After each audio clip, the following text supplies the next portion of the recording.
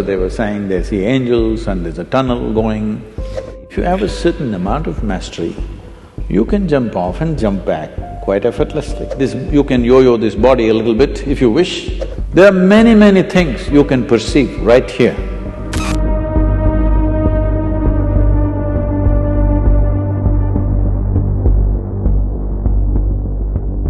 So I want to hear about your thoughts on near-life-death experience. A lot of people are in surgery said that, middle of the surgery they could come out and see what's happening, see the conversation, what the doctor is doing.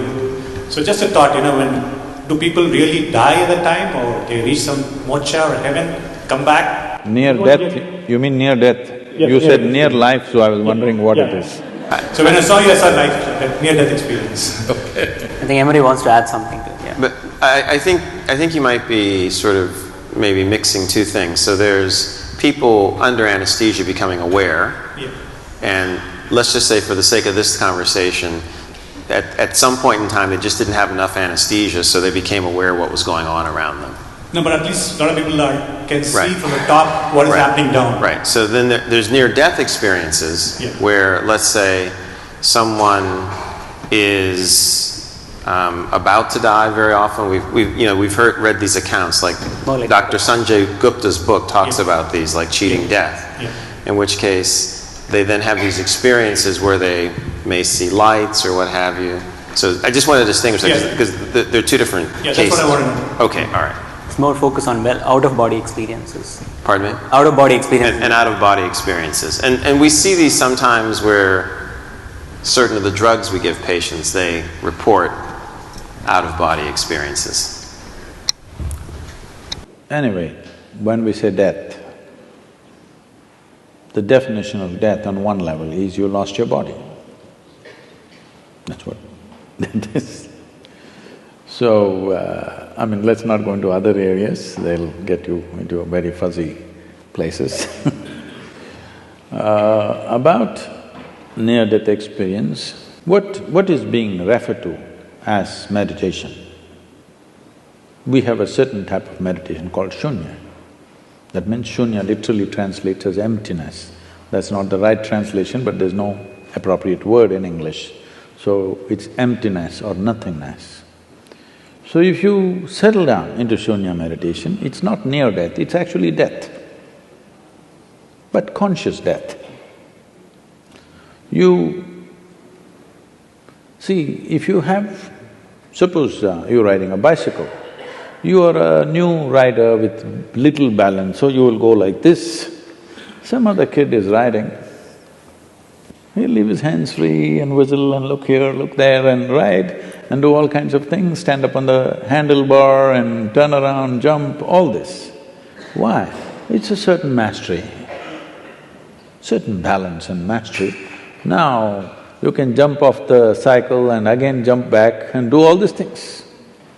Similarly with your body, if you have a certain amount of mastery, you can jump off and jump back quite effortlessly.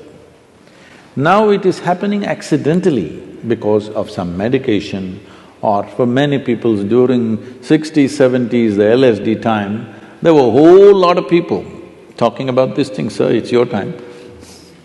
It was your time. Metaphorically. So, a whole lot of people talking about this, and it really happened to them. It's not that they were imagining things, it actually happened to many of them, but it was also because it was hallucinatory. Nobody knows whether it's this or that. There's no way to for sure say it actually happened to them or not. But I've met many people of those times who genuinely experienced things with which their lives got transformed in many different ways, in a crazy way, but suddenly everything about them changed simply because somewhere they perceived this… you can yo-yo this body a little bit if you wish, it's not a permanent thing. Just that little awareness changed the way they perceive life and they behave and they do things in their life. So this near-death, I'm not really looked at any of the thing, but some people have told me, some popular books, they were saying they see angels and there's a tunnel going. See, one thing is, you must understand, when somebody is going on the surgery table, the doctors may be confident, the patient always fears that he may die. Hello? Doctors may be confident, they know the case, they know what they're doing. 99% of the time, they're confident what they're doing. But the patient, once he closes his eyes and hands over his life to somebody, he always fears what will happen. So every small thing he thinks is death. It happens to people. If you put a gun to somebody's head and just shoot and miss them or it's a blank, they almost died.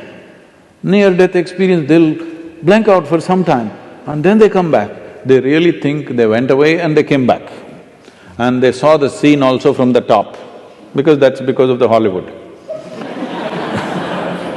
So, human mind is capable of creating many dimensions of experiences.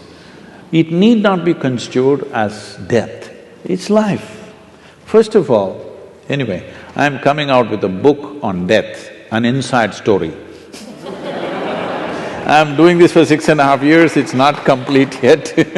Hope in the next year or so I will come out with this. Why I'm saying this is, in reality, there is no such thing as death. It's life, life and life alone, moving from one dimension to another, another dimension to another. So if I lose one dimension, it looks like that is dead. Right now, it is a medical fact that they say approximately every fortnight, you're losing 7 kilograms of your existing body and something new has come in 1 fortnight. Whatever your weight, you must just calculate in how many fortnights you're completely lost. Everything that you have in your body is being lost continuously and something else is coming in. But you don't experience as that every meal and every day you empty your bowels, you must experience it as near death. But that doesn't happen to you. But this happens to you because there is some disengagement in your experience, particularly because of anesthetic impact. The disengagement with various faculties that you're normally used to suddenly makes you feel you're dead. Nobody died. It's a completely wrong perception.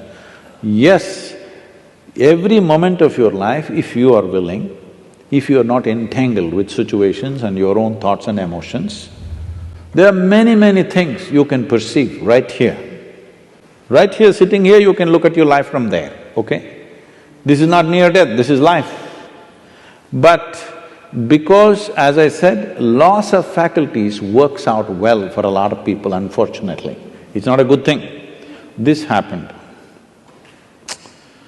A man met a close friend of his that he knew very well when they were in the university together, after 25 years break. So he invited home for dinner, he went, and being an Indian household, the wife was serving and these two men were eating. And every time he wanted to ask for something from his wife, he said, my honey, my sweetie pie, my boo-boo-boo, my coco-coo, my bulbul, and whatever else, your Tamil, so my tangam and my chuchu, all those things. So after the dinner was over, the friend was leaving and he said, you are having an amazing life, aren't you? I'm married with my wife for 15 years, we can't even look at each other's face.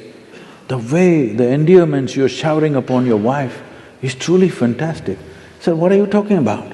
He said, you called her bulbul, you called her tangam, you called her this. I said, oh man, I forgot her name 7 years ago.